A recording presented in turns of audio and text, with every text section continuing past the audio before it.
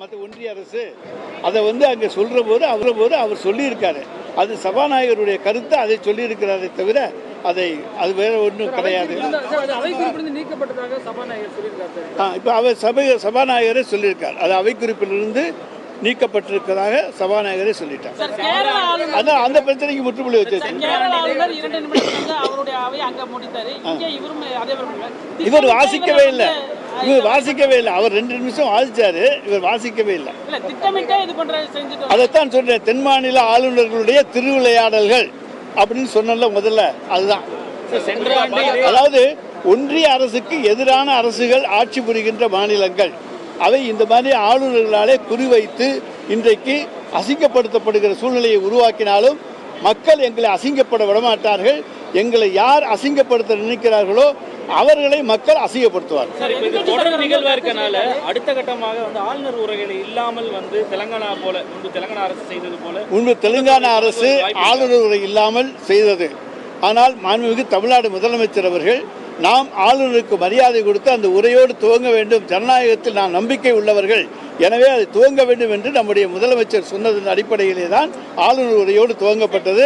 நாங்கள் நினைச்சிருந்த ஆளுநர் உரை இல்லாமல் பண்ணியிருக்கலாம். ஆனால் நம்முடைய முதலமைச்சர் ஜனநாயகத்துக்கு எதிராக போகின்ற முதலமைச்சர் அல்ல, அதை மதிக்கின்ற முதலமைச்சர், ஆளுநர் என்கிற பதவிக்கு மரியாதை தருகிற முதலமைச்சர். குடியரசு தினத்தில் நம்ம தேநீர் விருந்தில் கலந்துக்கிட்டோம்னா சுமூகமான சூழ்நிலை தான் சொல்லப்படுது. திருப்பி இந்த மாதிரி ஒரு சூழ்நிலை நாங்கள் சுமூகமான சூழ்நிலையை உருவாக்க வேண்டும் என்றுதான் நாங்கள் நினைத்தோம். ஆனால் ஆளுநருக்கு வருகிற அவங்கெல்லாம் என்னன்னா ரிமோட்டில் இருக்காங்க. அங்கே ரிமோட்டை இயக்குறவங்க எப்படி இயக்குறாங்களோ அதுபடி தான் இவர் இயங்க முடியுமே தவிர இவர் சுயேட்சையாக இயங்க முடியாது.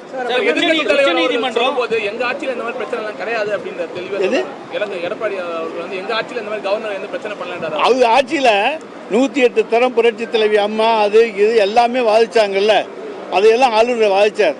ஆனால் இந்த ஆளுநர் உரையை படித்து பாருங்கள், இந்த அரசாங்கம் என்று தான் இருக்கும். 2-3 இடங்களில் மட்டும்தான் மாண்புமிகு முதலமைச்சருடைய பெயரே இருக்கும். அந்த அளவுக்கு எளிமையாக விளம்பரம் இல்லாமல் நாங்கள் செய்கின்ற சாதனைகள் மக்களை சென்றடையும் என்கின்ற நம்பிக்கையோடு பெயருக்கு முக்கியத்துவம் கொடுக்காமல், விளம்பரத்துக்கு முக்கியத்துவம் கொடுக்காமல், சாதனைகளுக்கு முக்கியத்துவம் கொடுத்து இந்த ஆளுநர் உரை தயாரிக்கப்பட்டிருக்கிறது.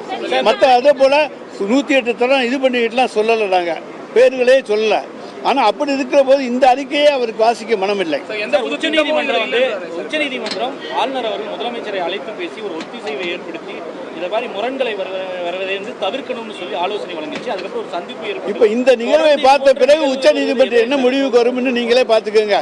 இந்த நிகழ்வை பார்த்த பிறகு உச்சநீதிமன்றம் இந்த நிகழ்வை கொண்டு போய் காண்பித்தால் என்ன முடிவுக்கு வரும் என்று பார்த்துக் கொள்ளுங்கள். நாங்கள் மரியாதையோடு அழைத்தோம், ஆனால் அந்த மரியாதையை அவர் காப்பாற்றிக் கொள்ளவில்லை என்பதைத்தான் உச்சநீதிமன்றம் தெரிந்து கொள்ளும். எங்கள் வழக்கறிஞர்கள் அதை எடுத்து வைப்பார்கள். அதாவது பாஜக ஆளுநரை பற்றி ஏதாவது விமர்சனம் செஞ்சாரா? இன்னைக்கு இந்த சட்டமன்றத்தில் நடந்த நடவடிக்கைகளில் ஆளுநரை பற்றி எடப்பாடி ஏதாச்சும் விமர்சனம் பண்ணாரா? ஏன்னா அவரால் முடியாது, கொத்தடிமை எதுவும் பண்ணால் அடுத்த நாள் அவங்களுக்கு ரைடு வந்துடும். அதனால் பயந்துக்கிட்டு தான் இன்னைக்கு அவங்க பேட்டி கொடுக்க முடியும். ஆனால் திராவிட முன்னேற்ற கழகம் பயந்து கொண்டு பேட்டி கொடுக்க வேண்டிய அவசியம் கிடையாது. அவங்க அடிமைகள், அதனால் அவங்க பயந்துக்கிட்டு தான் கொடுப்பாங்க. ஆளுநர்களுடைய நடவடிக்கைகளை கண்டித்து ஒரு வார்த்தை கூட சொல்லலை. பாஜகவை பற்றி சொல்ல மாட்டாங்க, ஆளுநரை பற்றி சொல்ல மாட்டாங்க. ஆனால் இதில் பட்ஜெட்டில் அதாவது இன்றைக்கு ஆளுநர் உரை தான்.